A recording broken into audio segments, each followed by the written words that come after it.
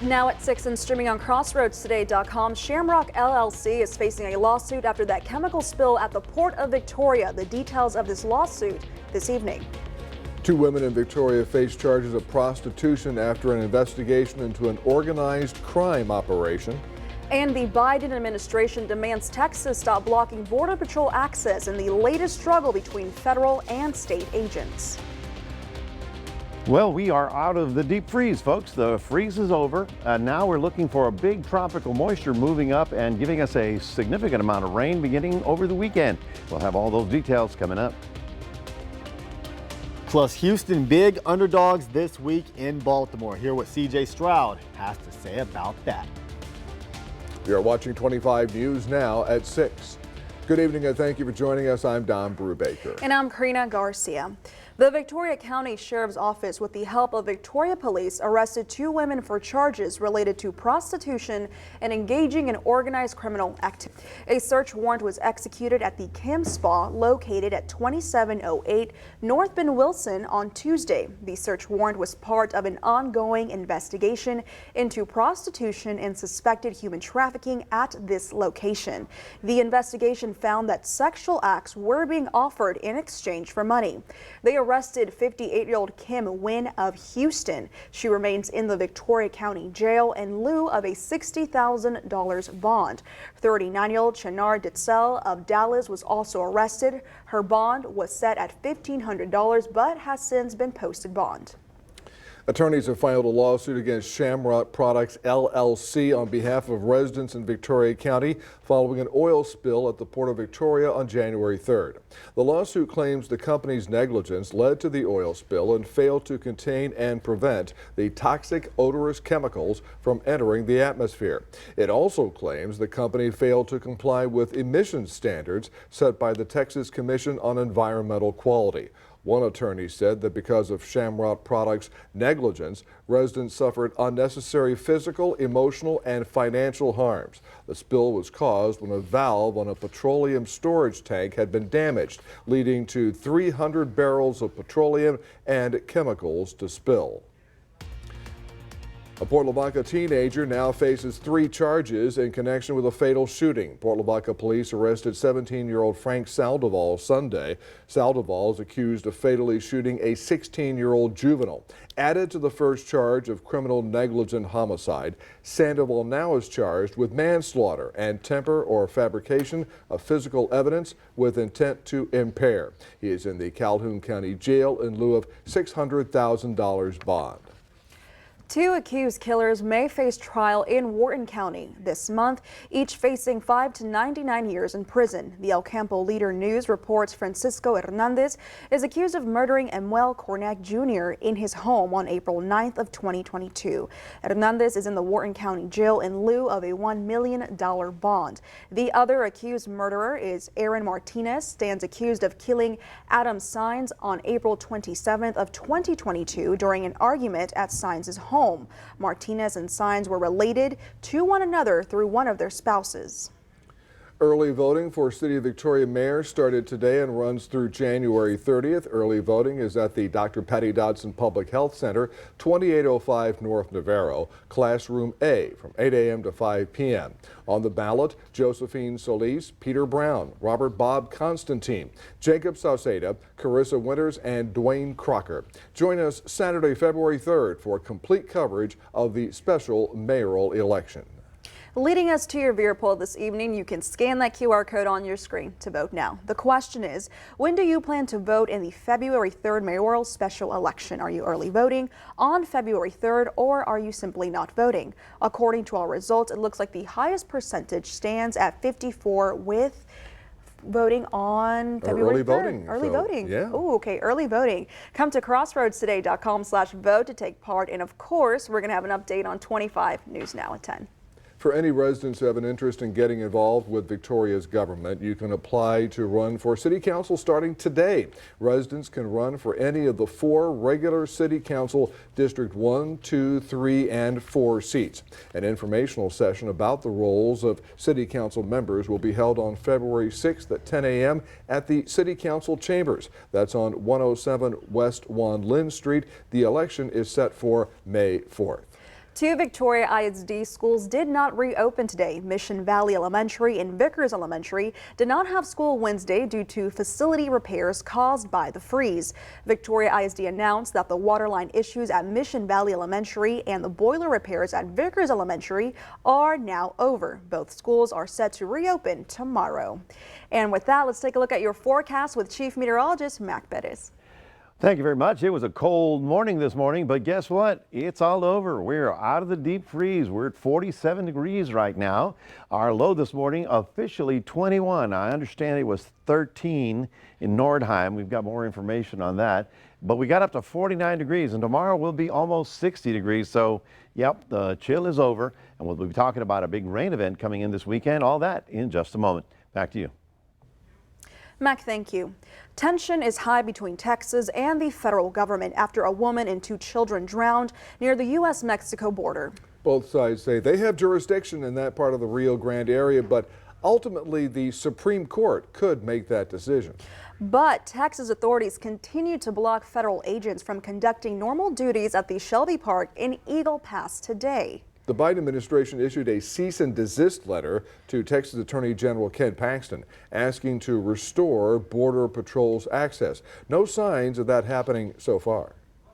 The battle between Texas and the Biden administration over border security has intensified in Eagle Pass after a migrant mother and her two children drowned last weekend trying to cross the Rio Grande. Congressman Henry Cuellar says Texas is responsible. The state should have never kicked out the Border Patrol from doing their job at that particular area. They probably would have caught this at the moment that it was happening. The Texas Military Department took command and control of a public park last week, surprising some local officials. We are not in agreement with this operation. And U.S. Border Patrol was denied access, not just to the park, but to 2.5 miles of river and to a critical staging area used to manage migrant surges. Cuellar says Border Patrol's key surveillance equipment was removed, which could have detected migrants in the river and potentially could have saved lives. I've never seen the state say, federal government, you don't have the right to enforce immigration law.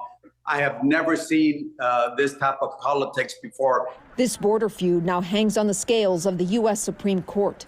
The Biden administration asked the court to intervene, saying Texas denied Border Patrol access and made it impossible for agents to potentially give aid to the three migrants who drowned. The Texas Military Department pushed back, saying federal agents asked for access to the river after the three drownings had occurred and that soldiers searched the river and no migrants were observed. CNN reached out to Governor Greg Abbott's office for comment. The time has come. The standoff has the United Patriot Party inviting patriots from around the country to go to Eagle Pass starting Saturday to stop what they call a, quote, invasion. What's your message to all the patriots who want to come to this area? Don't come. Texas State Representative Eddie Morales says these so-called patriots are misinformed, and instead of coming to Eagle Pass, they should camp outside Congress. The Republicans control the House of Representatives right now. If they were truly interested in solving this issue, they would fast-track a border immigration and a border security bill by tomorrow. The Department of Homeland Security has sent the Texas Attorney General a cease and desist letter, giving the state a deadline of today for the restoration of Border Patrol's access and removal of the border barriers. As for one Eagle Pass resident who voted for Abbott and saw the sudden Texas takeover of the public park, Governor Abbott, please be transparent. Don't be secretive. Now, we can handle the truth, but we can't handle non-transparency. The Justice Department will be releasing its findings from the investigation into the Robb Elementary School shooting in Uvalde tomorrow. Officials said the review into one of the deadliest classroom shootings in U.S. history, where 19 students and 2 teachers were killed, would focus on the law enforcement response. The DOJ says this investigation helps identify lessons learned and best practices to better help first responders prepare for active shooter events. This comes after a panel of state lawmakers found that nearly 400 officers responded to that shooting, but waited over an hour to confront the attacker. At least 5 officers lost their jobs since Uvalde's shooting, including Police Chief Pete Arenando, who was the on-site commander during this attack. The city of over 15,000 remains divided on moving forward and seeking accountability for the responding officers. Uvalde County District Attorney Christina Mitchell said in December that a criminal investigation into the police response will continue into this year before she can present her findings to a grand jury. Here's some of the top headlines you can read in the Port Lavaca Wave. Chief Juvenile Probation Officer Luis Lieja was sworn in as the newest member of the Texas Juvenile Justice Board. Plus, the first portion of the Calhoun Port Authority's mitigation project is just about complete, with the planting stage under planning. You can read these stories and more at theportlavacawave.com. Join 25 News Now anchor Karina Garcia, who's sitting about a few inches away from me for the 2024 Crossroads Heart and Stroke Walk. The event takes place on Saturday, February 3rd at 8 a.m. The walk will start at 8:15 at Riverside Park, located on 311 Memorial Drive. To register or donate, visit crossroadsheartwalk.org to sign up. Good luck with that, okay? I hope to see you there, Don. Yeah, absolutely. Well, let's see. I take it one day at a time, you know? Okay. But it's a great fair. event, and I know you'll do a great job. And remember to subscribe to our YouTube channel, Crossroads Today. Hit the like button and click the notification bell so you can see Crossroads Today on YouTube. And stay with us. A Canadian conspiracy theorist blames the wildfires on government. That's coming up on 25 News Now at 6. Also ahead, a Good Samaritan goes above and beyond to help those in need during this recent Arctic freeze.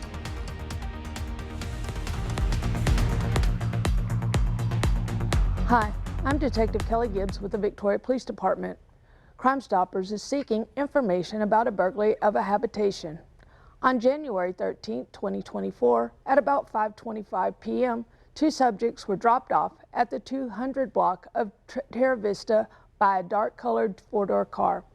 The two subjects walked to the back of the location and forcibly made entry into the home. A short time later, the two subjects were picked up by a light-colored four-door car. The two subjects took money and gift cards from the location. One subject wore a dark-colored hoodie, light-colored sweatpants, and a New Balance backpack. The other subject wore a light-colored hoodie and sweatpants. Both subjects were wearing dark-colored gloves and shoes. If you have any information about this burglary of a habitation, please call Victoria Crime Stoppers at 361-572-4200. You can also submit a tip by using the P3 Tip app on your Android or Apple device, or by visiting our website at www.victoriacrimestoppers.com. All tips are anonymous, and if you give information that leads to an arrest or charges being filed, you could earn a cash reward. On behalf of Crime Stoppers, this is Detective Kelly Gibbs.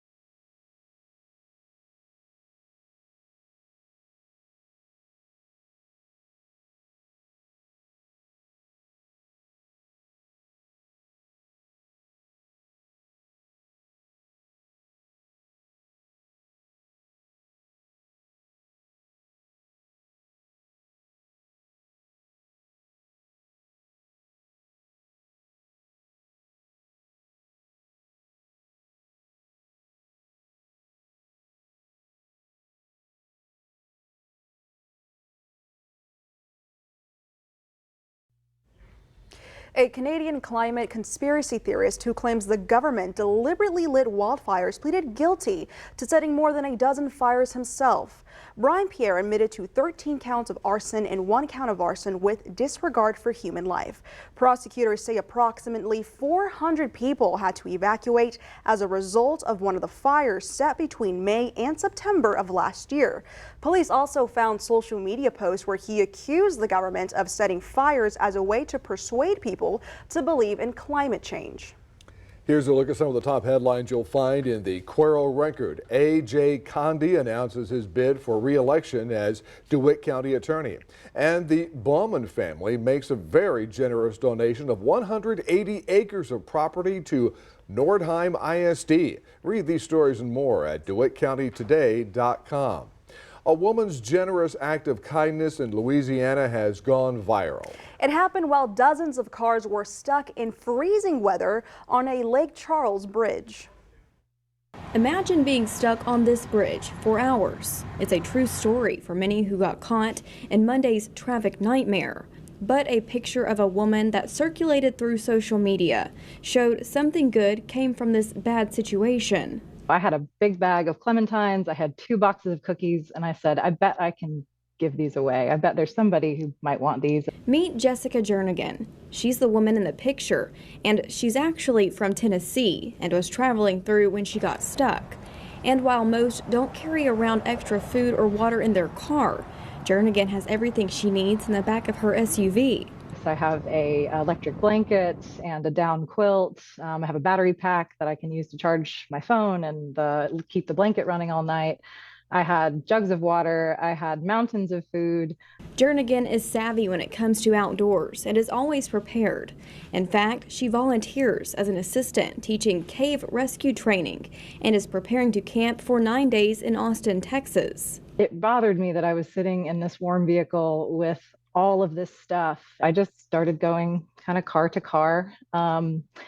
And sure enough, I started to find people who were kind of without supplies. I mean, Jernigan doesn't have social media. She found out about the viral picture from a person she gave an extra blanket to while on the bridge. She was then able to see the impact she made. I mean, people just had such lovely things to say, and which is no surprise really, because everyone I spoke to on the bridge were just incredibly warm and very sweet. I mean, it just seems like you guys have such a great community. In Lake Charles, Jade Morrow, 7 News. I've been on that bridge going over to Lake Charles, and even in sunny weather, it's scary. Can you imagine in a snowstorm? That's an amazing story that she was able to help. Well, folks, we are out of the deep freeze. Yes, this is our low tomorrow morning. 42, not 21. 42 again on Friday, 32 on Saturday, 42 on Sunday, and then we really get warm as the big rain rolls in starting on Sunday. We'll have more on your 7-day forecast coming up after this.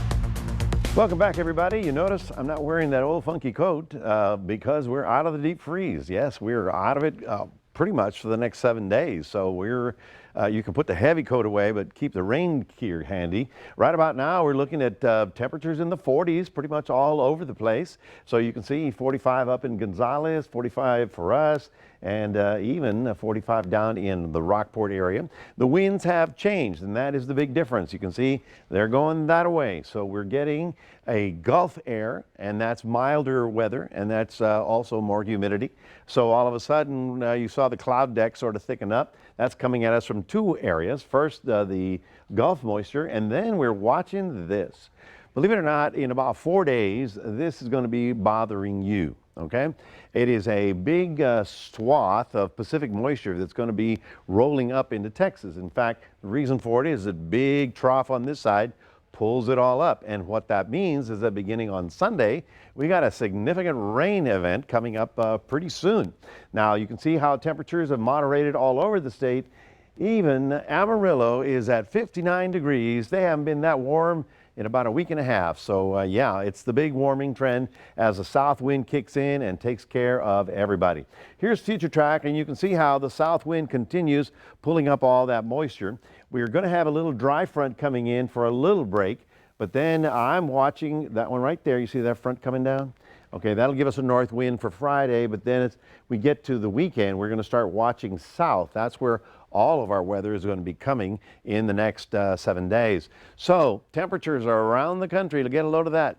In the teens all over the place, a few -4s there, but there's a bit of a warming trend, not only for us, but for the country as well. Now here's 6 a.m. tomorrow morning, and then 6 p.m. tomorrow afternoon. You can see how temperatures, even in the Central Plains, are going to start warming up, except for Chicago, of course, but they're always cold this time of year. I mean, it's still January. So high pressure gave us the good weather yesterday. Today it slid over to the east. We've got a stationary front really covering the really dry Arctic air on this side and the more moist Pacific air on the other side. So as the ridge continues moving east, it's going to open up the Gulf door, going to give us that south wind that's going to help warm us up. That storm in the Central Plains will be a storm for them, but for us, it's actually going to be a dry line that comes through here on early Friday morning, and it'll be a little windy, a little cooler there on Friday, but it's not going to have any moisture associated with it. And then as we get through that, your Saturday will be okay, but watch this on Sunday.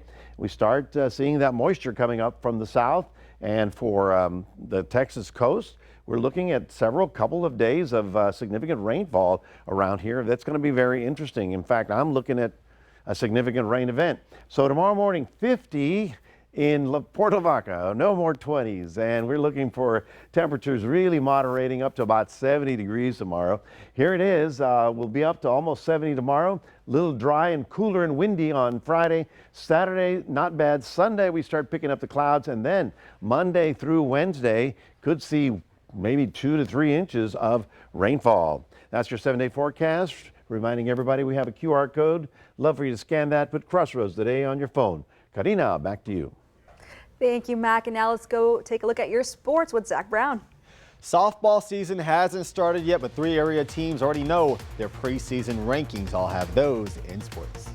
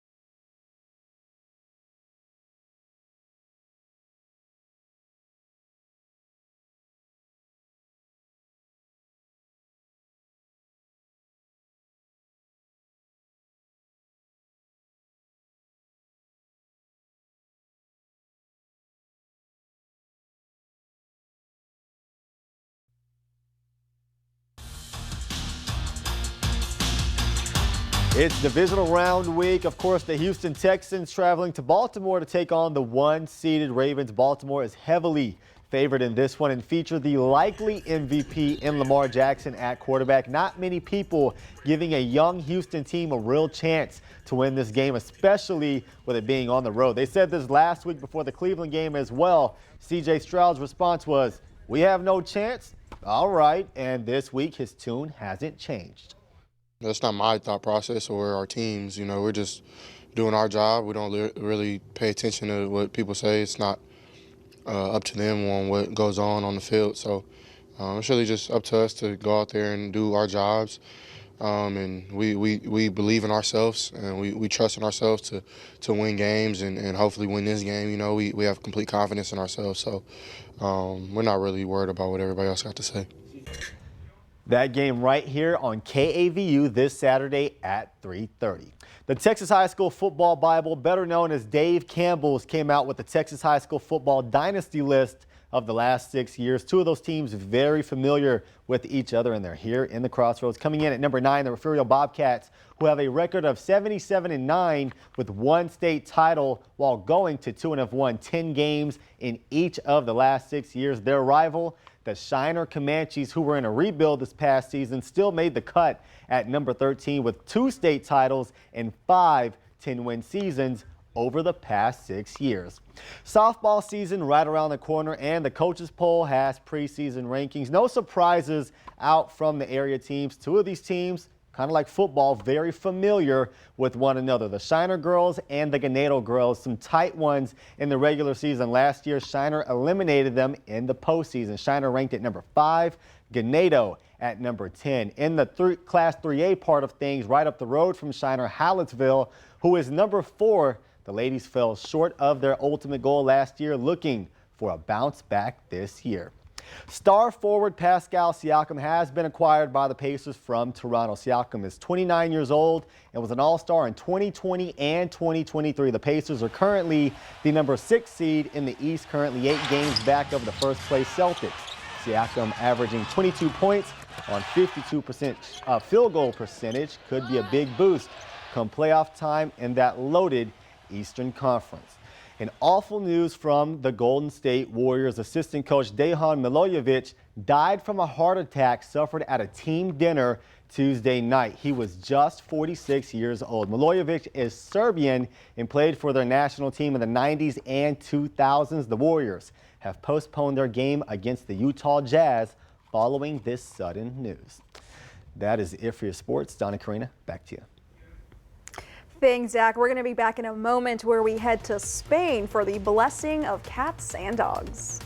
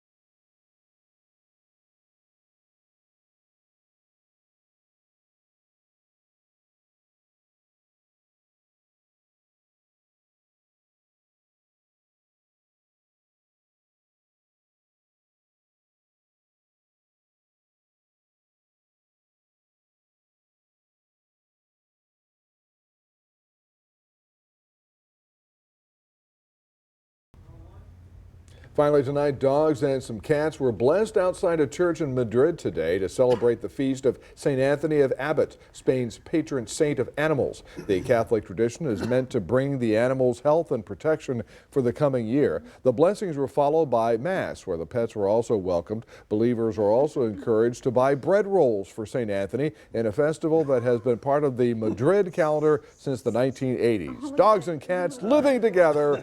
Yes. Oh, they were enjoying it. And we hope that all the dogs and cats in the Crossroads got through okay with this freeze we had. Sure, the Masters, of course, hopefully participated in that. Yes. I missed taking my dog to that. I hope he's going to be okay, you know. Folks, we're out of the deep freeze. We're looking for 68 tomorrow. Little front comes in on Friday. It's dry and windy and a little cooler.